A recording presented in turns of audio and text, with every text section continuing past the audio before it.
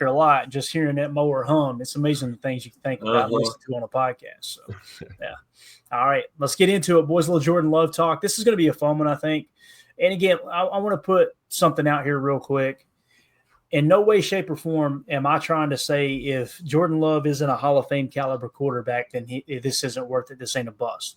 He can be a top 10 quarterback. He can be a 10-year veteran quarterback, and it'd be well worth the first-round pick and the money spent. So please don't take this the wrong way. But what I wanted to do is kind of say, okay, how are we gauging his success or lack thereof? Like, are we giving him a fair shake at what we should expect from, him playing quarterback in Green Bay? And we have no better gauge than the two guys before him, obviously with Aaron Rodgers and Brett Favre before him.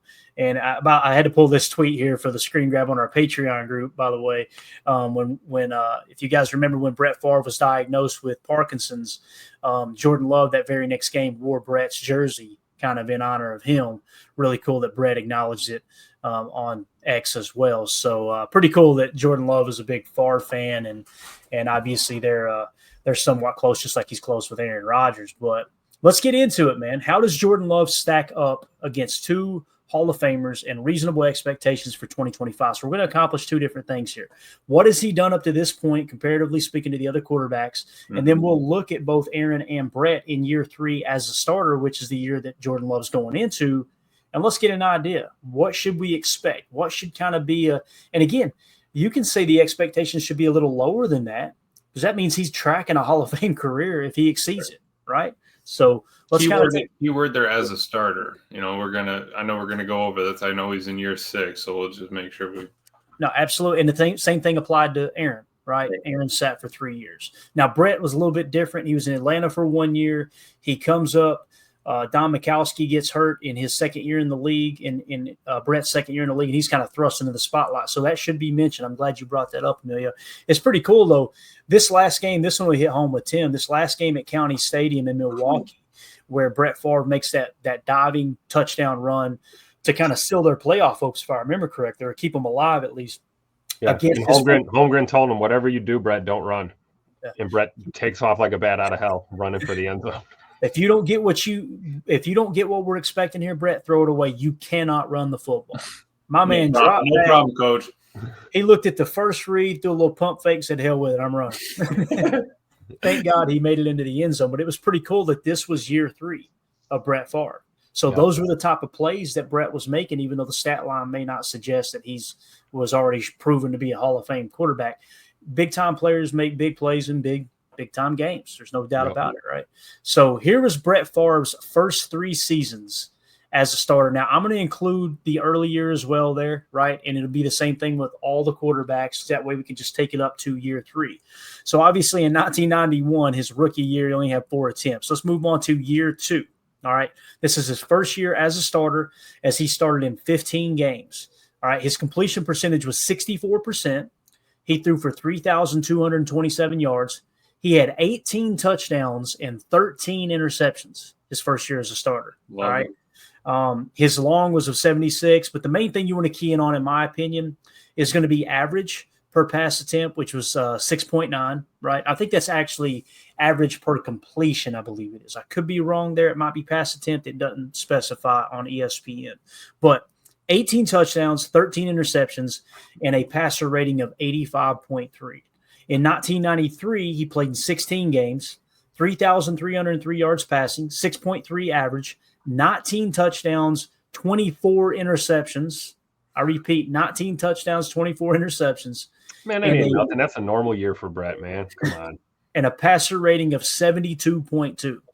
And then it was year 3 as a starter where things really clicked, right? 3,882 yards passing, 6.7 average, 33 touchdowns, 14 interceptions, and a passer rating of 90.7. I want to get your all's thoughts on that. Does that kind of Tim, I'll start with you. I know you were around during this era. I don't know if Emilio, he was probably still crapping yellow back then. He's such a young whippersnapper. But is this how you remember Brett's career getting started?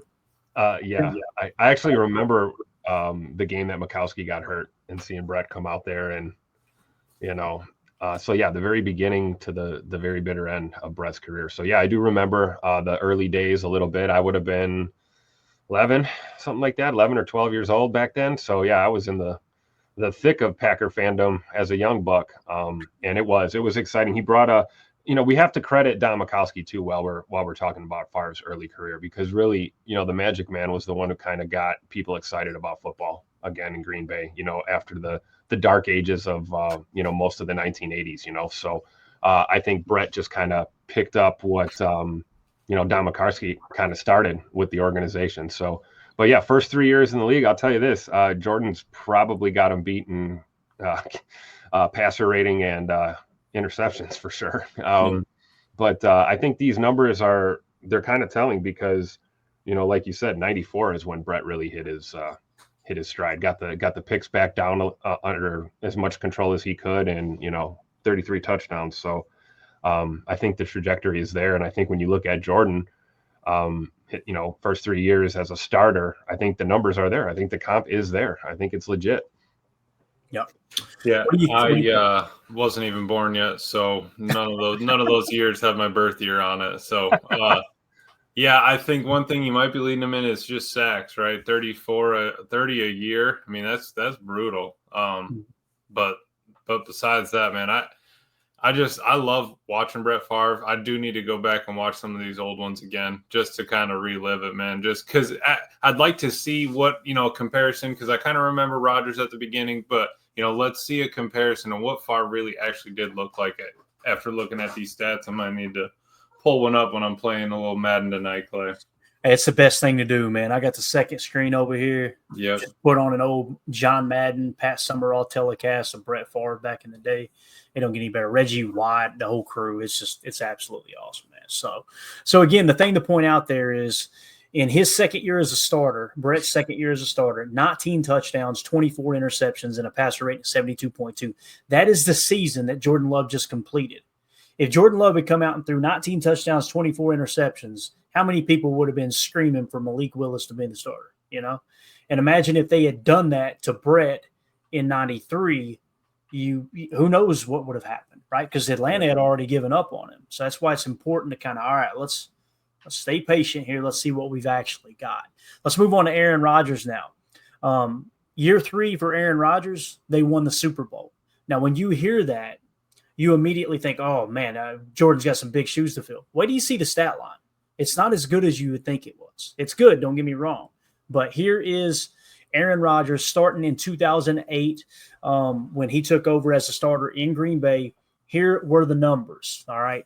And again, both he and Jordan Love had a little bit of an advantage over Favre, getting to sit in a system for 3 years and watch a great quarterback do it. Brett came in and just kind of had to get scolded by Mike Holmgren and learn along the way, right? So that is we got to be fair and mention that for sure. So 2008, Aaron Rodgers, 4,038 yards passing, an average of 7.5, 28 touchdowns, 13 interceptions, all right, and a passer rating of 93.8.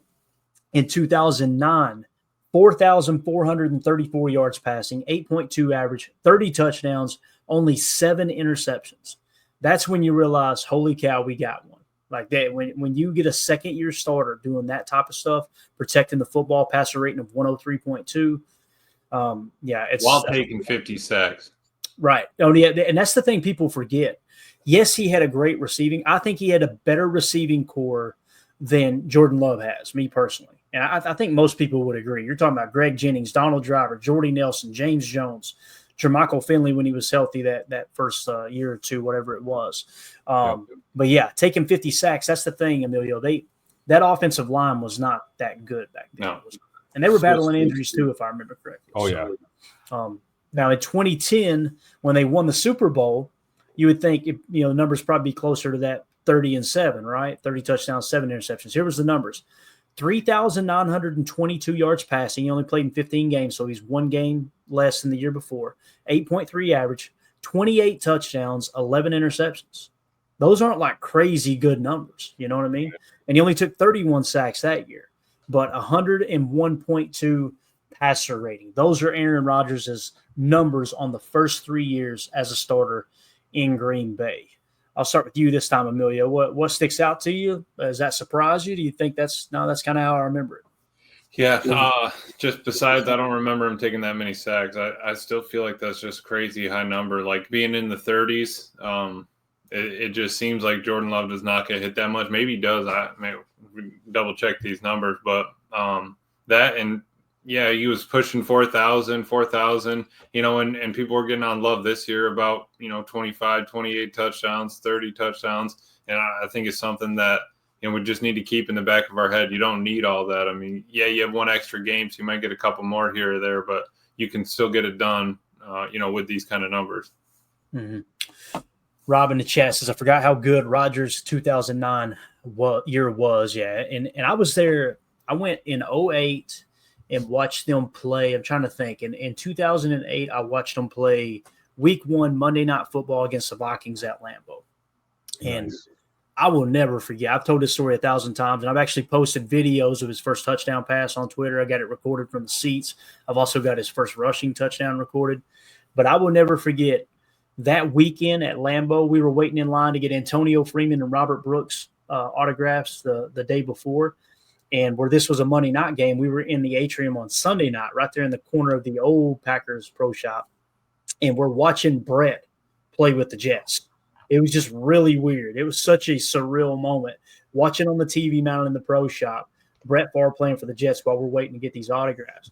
We go out in the stadium that night, and I'll never forget sitting down next to the guy that was next to me and Manny, the fan next to me, and I went, let's see what we got. This is like you just literally said, nope, we're good to a first ballot Hall of Famer, right? And lo and behold, man, the first pass, I remember a play action pass to Jennings. And I remember our heads doing this when he threw that ball. What the? And, of course, Jennings made a remarkable catch, brung it down in coverage.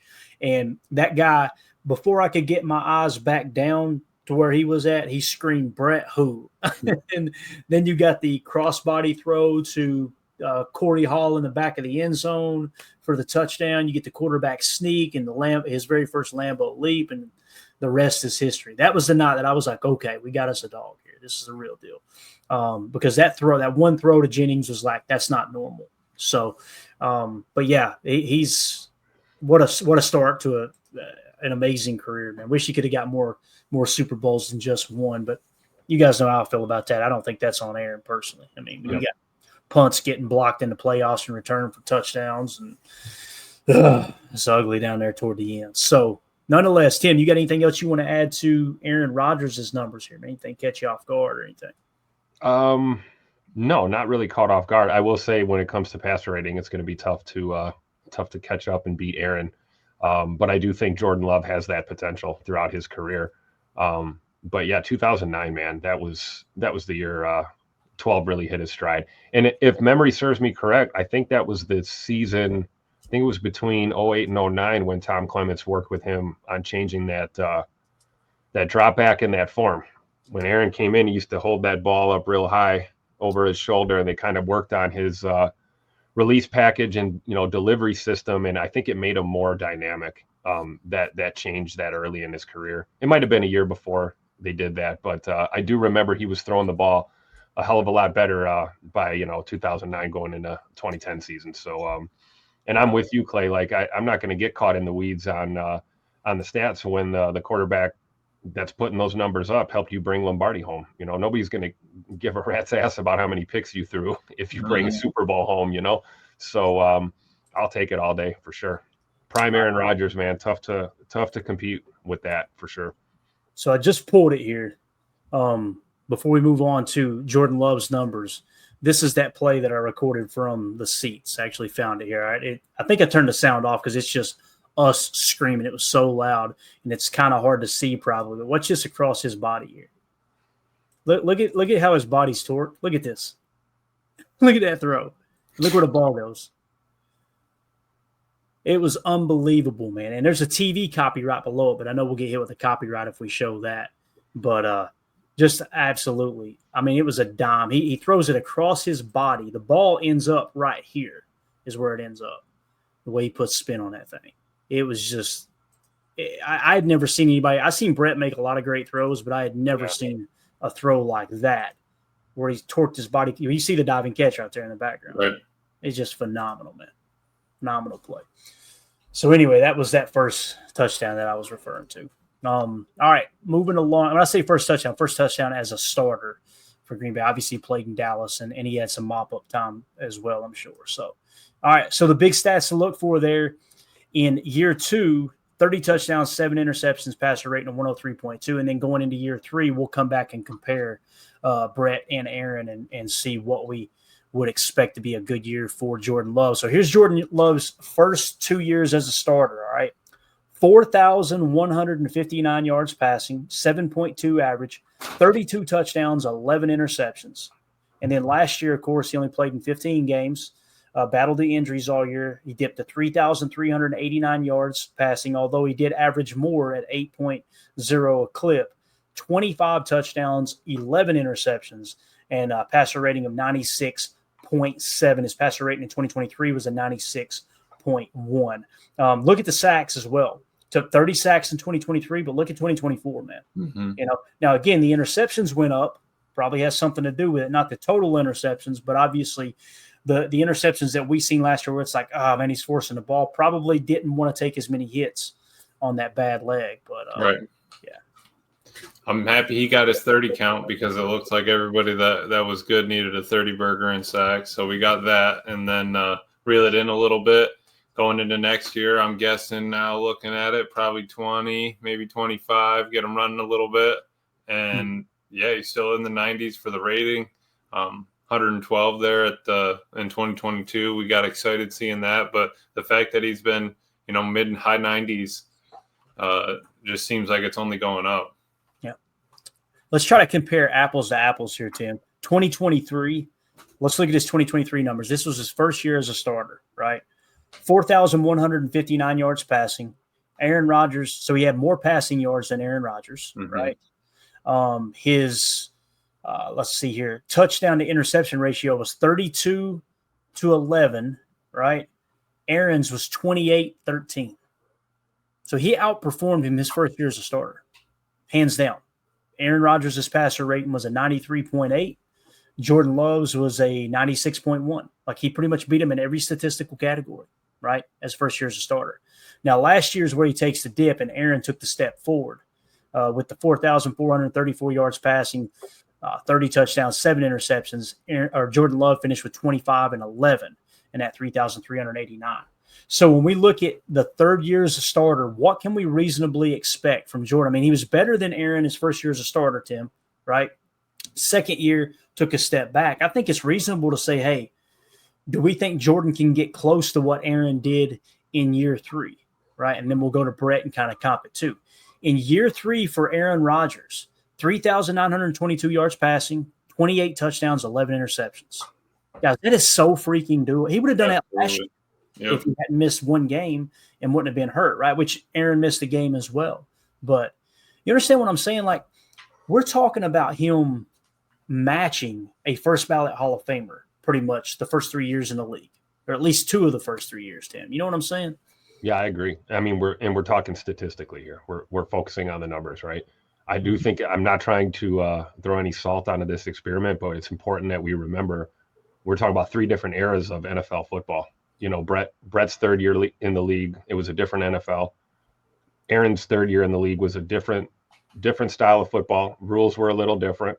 So Jordan going into year 3 now in this new era, new age of NFL that we play in with goofy kickoff rules and all of the stuff that we deal with today. So I think it's something you should consider. But when you do look at the numbers, I think Jordan's poised for one of those years. I think we're definitely going to see more than a 95-1 passer rating out of Jordan Love this year. I would anticipate he's well over the hundreds at that mark. And I would think he will continue to keep the, interceptions in check, 10, 11 picks a year. Hey, it happens. I'd like to see him have 7 or 8 or something, but we don't want to get too picky. And then I think the other thing that's exciting is you can't tell me Jay Money's not looking forward to all these new weapons he's got on this offense. So I think there's every reason to believe that Jordan Love makes that huge step in year 3, especially if he gets, all 17 games again this year, and he,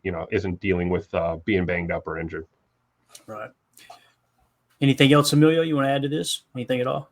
No, I like Tim said, I'm excited for this year, man. The way it's tracking, good things to come. Yeah, and I'll say this, and we'll wrap this segment up and move on to a little Jayden Reed talk. Let's compare the weapons that each quarterback had as well. Brett in '94 had Sterling Sharp, right? Aaron in 2008, 2009, whichever year you want to choose, had arguably the best receiving core in the entire National Football League. Jordan Love's led the league in drops.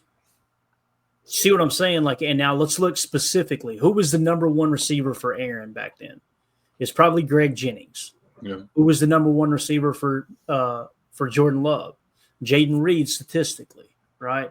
So you got a guy in Greg Jennings who could play all over the joint. He played all over the joint. He would line up at X. He could play in the slot. They could put him at Z. He was all over the place. I don't think anybody is trying to say that Jayden Reed was better last year than Greg Jennings was that year that Aaron kind of took off. You know what I mean? I'm not willing, and I'm the biggest Jayden Reed stan there is on the face of the earth. I'm not willing to say Jayden Reed's better than Greg Jennings at his best year because that was peak Greg Jennings. That's when he had arrived because he had already played with Brett a number of years as well. So, and obviously Jordy would take that number one role later. Think of the tight end position. Who did Aaron have? He had Jermichael Finley, although the year that they won the Super Bowl, Jermichael Finley went on IR fairly early. That's when he hurt his neck, if I remember correctly. Right? Yeah, wasn't that Andrew Corliss? Who stepped in? Yeah, I think you're right. So we had Andrew Corliss and a extremely underrated, underappreciated running back in James Starks, although he played for a crappy college. He coming out of Buffalo, that's a shot at a million. People are like, what are you hearing about Buffalo? So think of who Brett had at tight end. He had Mark Chimura, right? I mean, Chewy was considered a top 3 tight end when Brett kind of emerged. Now he also Keith Jackson for a couple of years too. He had Keith Jackson. He had Mark Chimura. There was another tight end too. I'm trying to think there was there for just a little bit. That was a little later on with Bubba Franks. That wasn't early on, but nonetheless. Now Jordan, you got Tucker Kraft, right? That's one thing you could say about the comp between Brett and Jordan. They both had great tight. I think Tucker Kraft I think he's going to be the next George Kittle, man. I believe that what we've seen. He looks like he can do everything. I'm really excited to see how his career unfolds here. So, all right, there you go. There's a little comp. Again, this wasn't to say Jordan Love's the first ballot Hall of Famer. This wasn't to say it's fair to compare across eras. This was simply people talk about Jordan having a bad year. And when you look at it, and I will say this about the eras, if we're gonna bring up the conversation of they're playing in different eras, Aaron Rodgers was playing in a pass-heavy, happy West Coast spread offense of Mike McCarthy, right? Mm-hmm. Jordan Love was playing in a run-heavy, wide zone boot scheme, duo scheme now, right, with Matt LaFleur. Mm-hmm. So that's another thing too. If you were to put Jordan Love in Mike McCarthy's system, then with the arm talent he's got, I think he's humming that thing. And Brett Favre was playing in whatever the hell system he wanted. A split backfield 21 personnel pro set is what he was playing in. That's wild to think about, that he was putting up the numbers he was back then. Seriously. But, all right, so there you go. Just a little comp. And again, I think as we wrap it up, let me ask you guys this. What do you think is a reasonable stat line for Jordan Love this year? And I know we would rather him throw for 2,000 yards than us win a Lombardi. I got it. Spare me all that. All right. What do we think realistically you can go, that was a good year? Not great, not Hall of Fame, but like, hey, all right, this dude is the real deal top quarterback. What do you think the numbers would be? Passing yardage, touchdown to interception ratio. Gotta go. Tim, yeah, you go first, bud.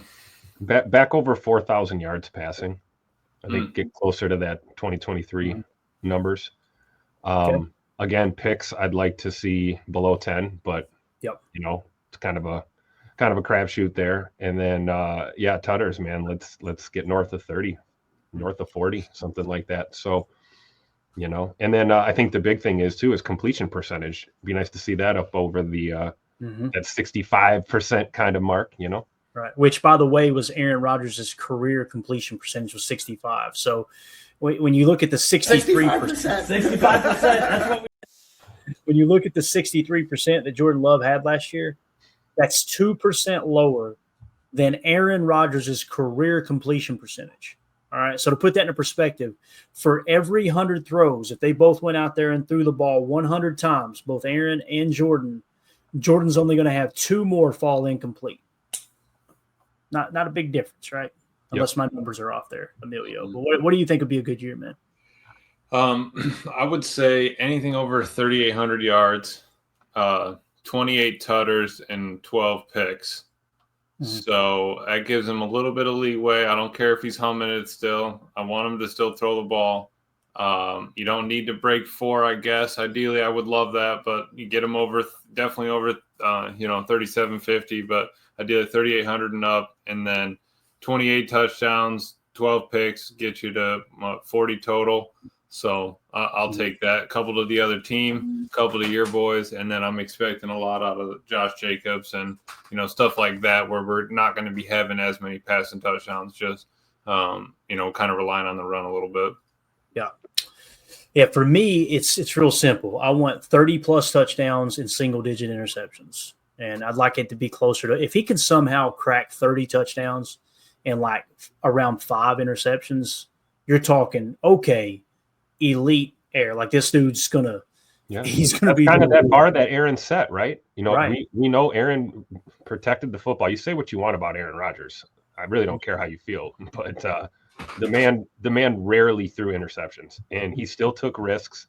That's been a popular narrative about Aaron Rodgers doesn't throw over the middle. We can run back highlight after highlight of him lighting people up right over the middle of the field, throwing into tight windows and still protecting the football. So I think that's something that Jordan had the ability to experience firsthand, backing up 12 for a couple of years, and I think he's making that a part of his game. I think Jordan, we know he's a big game guy, right? He's going to take that shot play. He wants to win the game on a throw, but I think it's also instilled in him about protecting that football. And there's nothing wrong with taking a risk as long as it's calculated and makes sense, So I'm with you, Clay. I hope them interception numbers are well below 10 this year. That'd be great. Yeah. Hardhead 72 said 67% completion percentage, 4,100 yards, 33 touchdowns, 11 interceptions. If he completes 67% of his passes next year, and you could get those interceptions under 10, you're probably talking about the Packers winning 13, 14 games, I would imagine. Because Josh Jacobs is going to get his. There's no two ways about it. This defense, if they take another step forward, you already got a top 5 defense, in my opinion, definitely top 10. So, yeah, Josh Jacobs is the heart and soul of this team. Now, since we're on the topic, I want to hit one tweet that came down the pike. I got tagged in earlier from ML Football. I want to get your all's take on this, all right? 2020 NFL redraft, all right? So this is what they did with the redraft. If you could, knowing what you know now, let's go back and redraft in 2020. Here are the top 10 picks. They said they would take Joe Burrow, still number 1 with Cincinnati. I agree with that. Justin Herbert, number 2 with Washington. I don't know if I agree with that, but I can understand how people would feel like that. Number 3, Justin Jefferson would go to the Detroit Lions. Number 4, Jalen Hurts would go to the Giants. All right. And keep in mind, he fell to the second round. Number 5 on this list would be Jordan Love being drafted by the Miami Dolphins. They're saying Jordan Love should have been a top 5 pick is what I'm taking away from this little exercise with ML Football. That's awesome. See it. I think they got to switch CeeDee Lamb and T. Higgins around on that list, though. I think T. Higgins should probably not be number 10. He'd probably be closer to that. Think he'd be a little higher. Yeah, 6 or 7 spot maybe.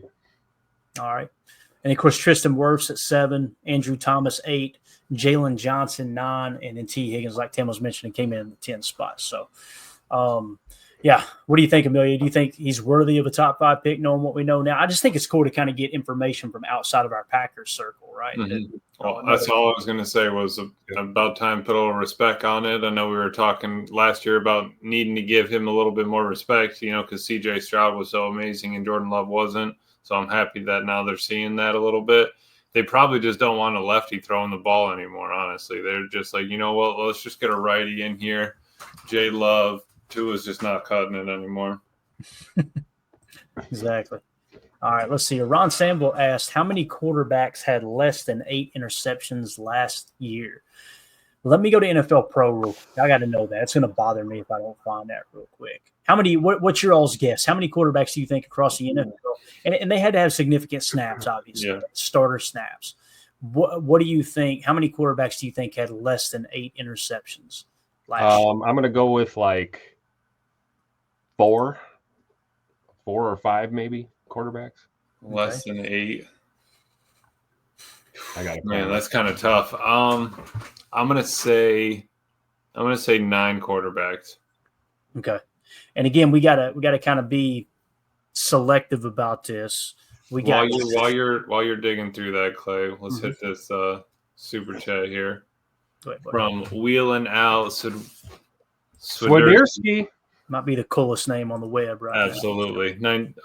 Little cold beer cash for you, man. I appreciate that. Thank you. Hitting Clay up for my portion after the show, and I am going to put that to good use. There you go. Appreciate that, man. Thank you so much for the super chat. And you got that extra XP. I like that. You're trying to get past Holmes over there, trying to steal everybody's XP, chatting too much. So is it showing you the rankings right now, Emilio? Because it's not showing. Yeah. Is it in the YouTube? You got to just click on the top, the crown at the top. Right now we got Ellen, Kufa, Respect Oranges, and Holmes. 1, 2, 3. Got it. Good stuff. That's awesome, man. Absolutely awesome. All right. So to the interception question, it looks like there were now again Trevor Lawrence. Let's just go off of games played. What do we think it should be? At least 15 games, right? That's how many Jordan played. What if we did it by attempts? Like at least 500 or more attempts or something? Okay, that'll work. So let's go. The first one with 500 attempts and less than 8 interceptions is Caleb Williams. He had 20 touchdowns and 6 interceptions, so there's 1. All right.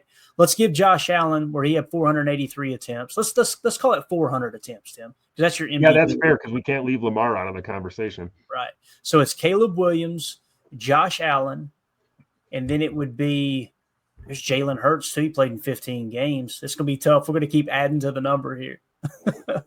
So maybe you're right. You should do it by games, right? Yeah. Let's say 14 or better. Yeah, let's say 14 games or better. All right. So that number would be Caleb Williams 1, Josh Allen 2, Jalen Hurts 3, and then you would have to go up to Lamar Jackson 4, Justin Herbert 5. So 5 quarterbacks in the National Football League last year had less than 8 interceptions. When you're talking less than 10, the number grows pretty extensively there, right? So I like that question, though. So we're looking at, if you can keep it under 8 interceptions, you're in the top 5 in the league at protecting the football, essentially, as a starting quarterback with those kind of. Okay, go down to 12. Who's got 12? Scroll on down. 12 what? Interceptions? 6, yeah. Okay, gotcha. Okay, so we're getting towards the bottom of the – all right. So Jameis Winston only had 296 attempts and threw 12 interceptions. I mean, Sam Darnold went off 35 and 12. All I'm asking for is 28 and 12. So, I mean, we could make that work. You can always get more touchdowns. Yeah. Jared Goff, 12 interceptions. Sam Darnold, Brock Purdy, C.J. Stroud, Anthony Richardson, Will Levis, Bo Nix. So Russell Wilson, I see, had five picks. How many games did he play in last year? He didn't play in a whole lot. Russell Wilson played in 11 games. Yeah, so he doesn't qualify. Same thing with Tua, right? Because Tua was injured. Yeah. So I will say the thing about Russell Wilson, you look up every year and go, damn, the numbers look pretty good. But what I love about EPA, look at his EPA, Tim. His EPA was negative 25.2, right? Wow. So it just kind of shows you that he didn't do anything to kind of blow anybody away. Look at Lamar's EPA. I don't know how Lamar didn't win MVP. 160. Yeah. 0.6. EPA, yeah. Yeah, in terms of EPA, it was Lamar Jackson 1, Jared Goff 2, Josh Allen 3, Baker Mayfield 4, Joe Burrow 5, Jaden Daniels 6, Patrick Mahomes 7, Tua Tagovailoa 8, Brock Purdy 9. Yeah, and you've got Jordan Love coming in the 13 spot in the plus 32.3. Where is our boy Caleb Williams at? He doesn't seem to be. You got to scroll to the bottom of the list. I was going to say, look at negative 69.4 EPA for Caleb Williams. Well, boy, let me tell you, that 20 touchdowns, 6 interceptions, man. Ooh-wee. There you go. So, all right, a little extra there. Thank you for asking that question. Can we Oh, I wanted. Could you pop it back up? Yeah. I'm looking for a statistical category that Josh Allen beat Lamar Jackson in last year. I mean, Lamar's got more yards, more tutters, less picks. I would imagine higher completion percentage. Yeah. I would think it would be rushing yards. So keep in mind, with that being said, Tim, I'm glad you brought this up. Let's look at the rating, all right? Let's go off a rating here. Lamar Jackson, 119.6. Like you said, real quick, 41 touchdowns, 4 interceptions. That's just silly. And then, of course, you got to go down to Josh Allen having 28 touchdowns, 6 interceptions with a passer rating of 101.4. Now, let me see if I can somehow, some way pull up a rushing statistic for quarterbacks. I don't know how easy this will be, but let's see if we can go position group, quarterback. Yeah. So he outrushed him too. How the hell is it? It's a 12 rushing touchdowns is what it is. Like 400 yards too. That's crazy. Lamar Jackson got absolutely robbed last year. Oh yeah, for sure. And I don't care about either of them enough to follow that close last year to go, oh my God, but I should have been screaming this. That's insane. But I'm so caught up in trying to figure out which Green Bay Packer farted on 2nd and 13. You know, we're watching so much tape that I could care less about who's winning the MVP. So it's crazy. Look, just real quick, look at the speed on the side. 60. There's only 2 people that had 60, 15-mile-an-hour plus plays. That's Lamar and Kyler. And only those 2, both of them had 2 over 20 miles an hour. Look at Jaden. Jaden Daniels. That's crazy, dude. 85. He had 85 plays. 85 plays where he ran over 15 miles an hour. Yeah.